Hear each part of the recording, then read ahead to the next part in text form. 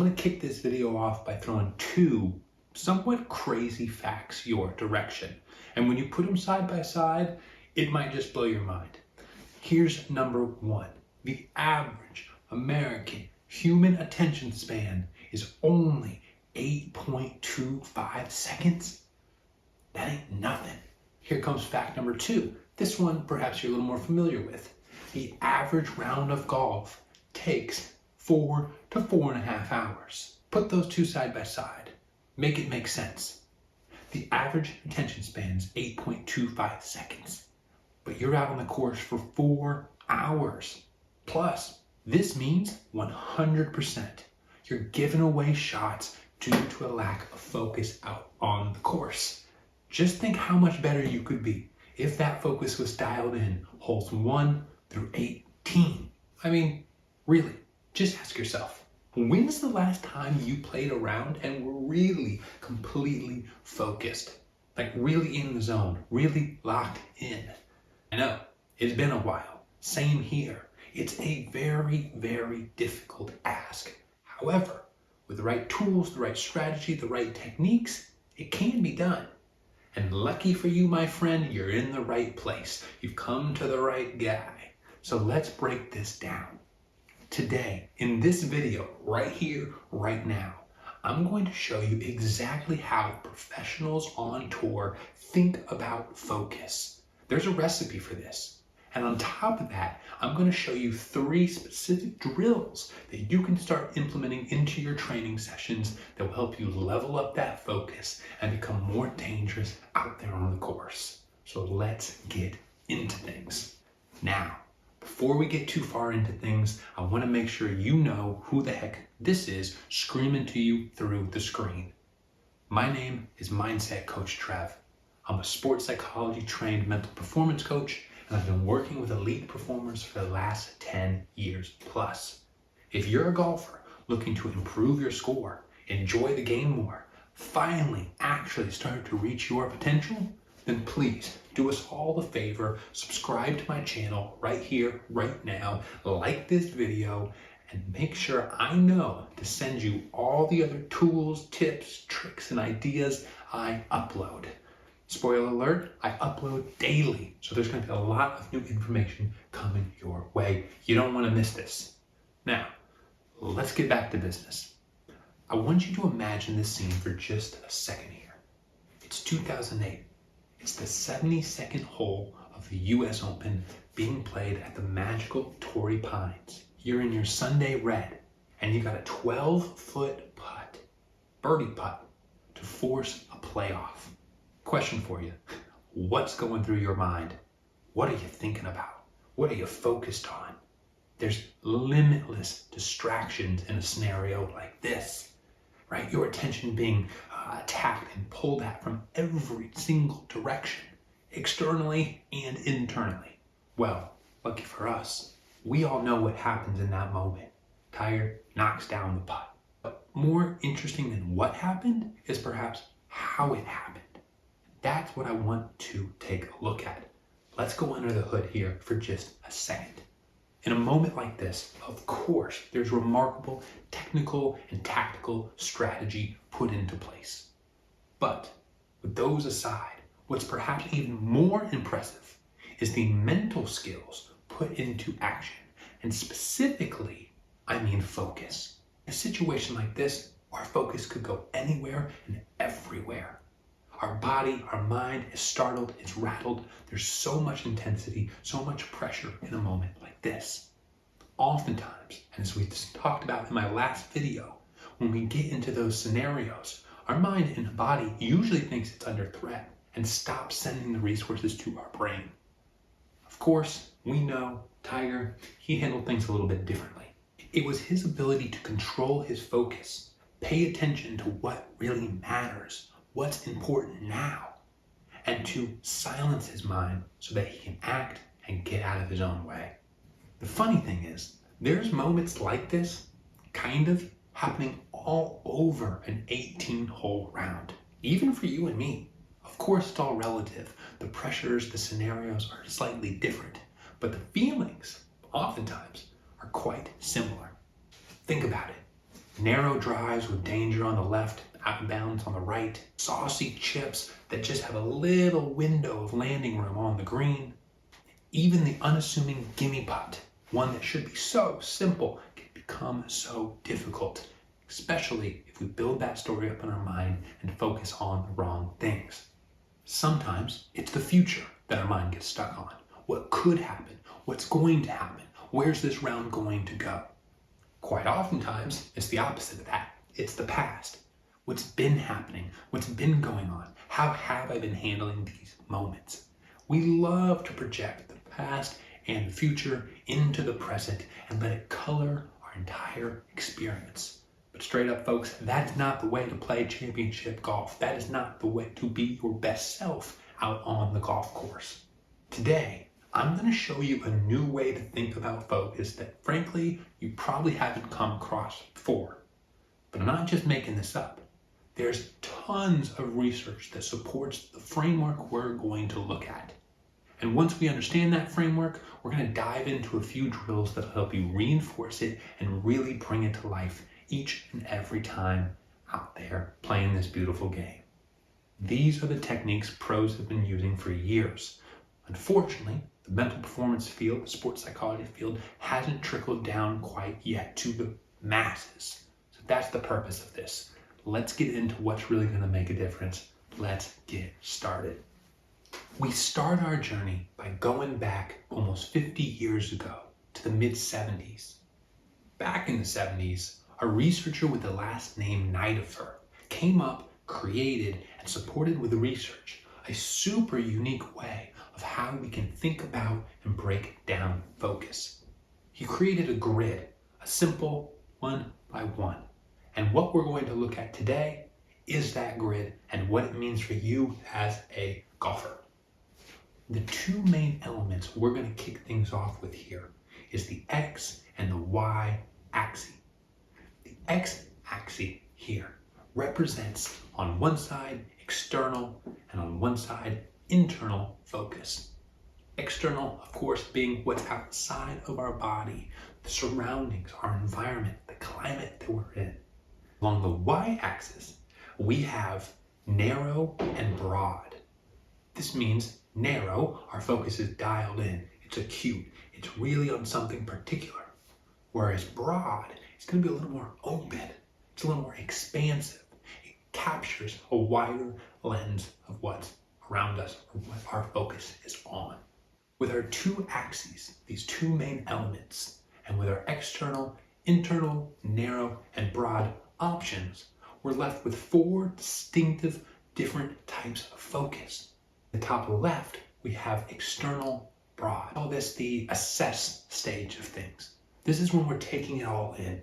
We're giving our read, right? We're just absorbing the information, our surroundings, and what it is we're stepping into. Examples of this might be when you stand behind the ball and you look out, noticing, of course, the distance, noticing maybe the wind, maybe noticing the lie of the ball, really just taking in the course in front of us and seeing what is present. Working clockwise then, next we have the intersection of broad and internal. We consider this the analyze element or quadrant of the grid. Continue our image here, this broad internal would be represented by perhaps you're imagining the flight of the ball, the strategy, the technique that you are thinking about taking into this environment, into this shot. That would be an example of broad internal focus. Shifting down then, the next quadrant we cover is the narrow internal. You might refer to this as the prepare block or the preparation block or quadrant of this grid. This would look like as soon as you're wrapped up assessing the strategy and understanding what your technique is going to be, this is when we might step back, begin our pre-shot routine, working through our practice swings, taking our breath, repeating our mantras, whatever it may be. This would be the narrow internal quadrant of the focus grid. And then lastly, we have external narrow focus. This quadrant is represented by the idea of action. This might be right when you're standing over the ball, getting ready to start that backswing and letting it rip. This is the final element of this quadrant. Now, while I've described this in a rather linear fashion, as if they all follow a smooth pattern, please be aware that is not always the case. Sport, performance, golf is dynamic, so there might need to be some shifting from square to square. This, my friend, is exactly where a majority of people get lost. That movement from square to square, from a different type of focus to a different type of focus, can be incredibly difficult. That's where the distractions seep in and we get thrown off course. But what is really most important here to begin is just the awareness of what your options really are. You'll hear coaches all the time scream, focus, pay attention. But to what? How? This is how we understand that at a deeper level. We don't need to think about focus in a generalized sense. Let's get a little more dialed in on what we actually are focusing on and what the impact of that might be. Now that you're aware of what these basics are, of what Nidafer's grid looks like, let's take things a step further. Let's start to really understand how you can increase your ability and your strength of shifting from focus to focus type. On the course, this is going to allow us to lock in and step back from performance easier. It's going to allow us to stay out of our own mind, out of our own way, and hopefully, in some similar shade, like Tiger, start knocking down these putts and these shots when they matter the most. All right, now that we know the basics here, we know the 4 quadrants of Nidafer's model, we know the different types of places and different ways we can utilize our focus out on the course, it's time to understand the different routes we can take to ingraining and enhancing our ability to do this. Right? The more you execute on these drills, well, the sharper your focus gets, the more lasered in it becomes, and the less distracted you become out on the course. Add all of this together, bingo, bango, baby, you got better scores. You got a funner time out there, more fun time out there on the course. So, without further ado, let's break down drill number 1. And, just as a reminder, in this video, we're just gonna look at drill number 1. If you want to see drill number 2 and drill number 3, please jump down in the description below, click that little link, and download the complete guide that I've created for you on this exact topic. It's going to go in depth on all 3 drills, show you exactly how to do it, whether you're at the range, on a simulator, or actually out on the course. All right, drill number 1 here. Let's talk about the setup.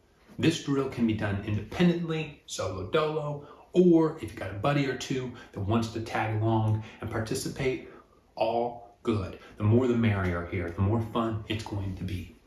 Once you and your buddies or whomever it may be are settled, you're going to want to pick 3 distinct different distances or markers out there on the range, simulator, course, wherever you may be. Personally, I suggest starting with distances of 50 yards, 100 yards, and 150 yards. Of course, depending on your skill level and what's realistic for you, how good, how accurate you really are, with those irons, with those wedges, please feel free to adjust those distances as you see fit. So, the way this game or drill is going to get started is after picking those distinct markers at those 3 different distances, each player is going to get just 5 golf balls. That's right, this is not an infinite game, right? Your opportunities are limited. Now, once you have your golf balls, once you got the players all together, this is how things are going to go. One at a time, each player will have 2 minutes to see how many targets they can hit using those 5 golf balls. The way that's going to work is you must start at the closest distance. So grab that wedge, grab whatever you want to use, and knock down that 50-yarder. Now, here's how scoring is going to work. If you nail that target or are within a 5-yard radius of that exact target, boom, 5 points. If you get it pretty dang close, but are somewhere between that 5 to 10-yard range or radius around that target, fantastic. You got 3 points. And if you're anywhere within that 10 to 20-yard range or radius around that target, 1 point. That's just the basics. We're then going to go ahead and multiply this. If you're shooting on the 50-yard target, great. It's just straight up points, either 5, 3, or 1. If you're shooting at the 100-yard target, you're going to times those points by 2. So let's say you drill it, absolutely dial it in, 5 yards or less, wonderful. That's 5 points times 2, boom, you got 10 points for that one shot. If we're talking about the 150-yard target, well then of course you're going to multiply that by 3. Again, you get within that 5-yard range, that's 5 points, you times it by 3, bingo, bango, 15 points off just that one swing.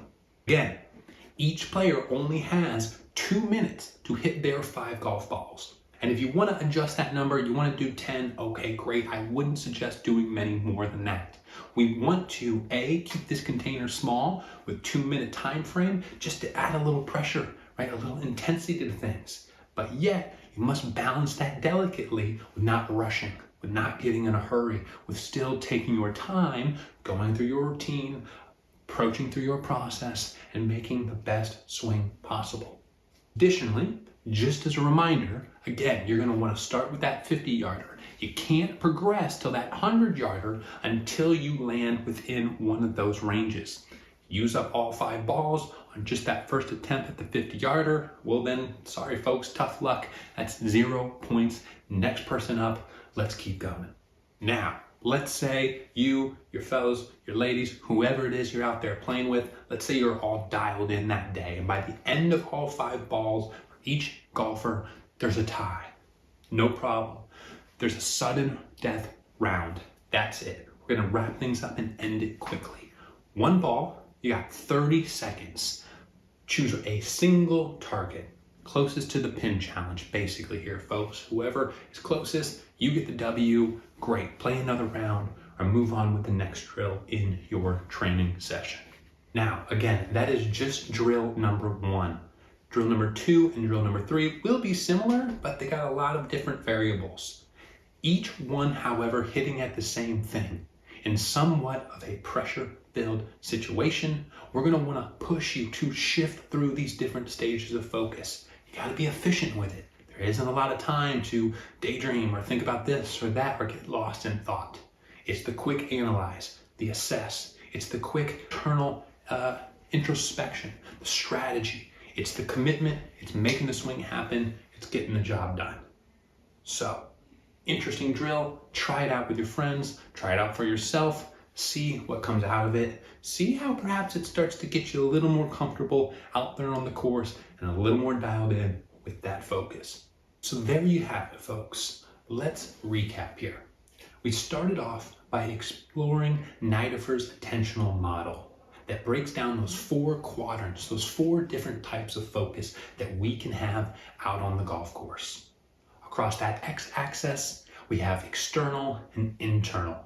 Along that y-axis, we have narrow and broad. You put these 4 together and it leaves us with, as mentioned, 4 distinct different types of focus. External broad, external narrow, internal broad, and internal narrow. Each one has its own specific purpose and use case out there on the course. And if put into action in the correct fashion, well, what do you know? You're going to reap the benefits of that. You're going to feel better out there on the course. And more than likely, folks, you're going to play better out there on the course. Now that you know all of this, the next step is putting it into action, putting it into practice, right? Getting those reps in. In this video, we went over 1 drill, 1 way, 1 fun game that you can do this. However, I encourage you, don't stop there. Again, jump down in that description, click that little link right there, download that complete drill guide. 3 drills in total, gonna be a lot of fun, probably gonna stretch you in some new ways and expose you to some strategies that maybe you haven't necessarily interacted with much before. In training, we wanna keep it fresh, we wanna keep it exciting. Golf's a long road, not a sprint, folks, it's a marathon. How do we keep ourselves going? Well, we refresh our routine, we try new things. Right? We stretch our brain, create those new neural connections. Now, let me not get off on a rant here. Let's go ahead and close this up. Please, as you download that guide, as you try it out, if you have questions, have concerns, either drop me a comment below this video or hop over onto social here on YouTube, Instagram, Twitter, X, and shoot me a message. Let's chat about it. I want to make sure that these drills actually work for you and that they actually help you forge a greater mindset for the beautiful game of golf. Till next time, folks, it's been an absolute pleasure. Thank you for spending this time with me, and we will talk tomorrow in the very next video.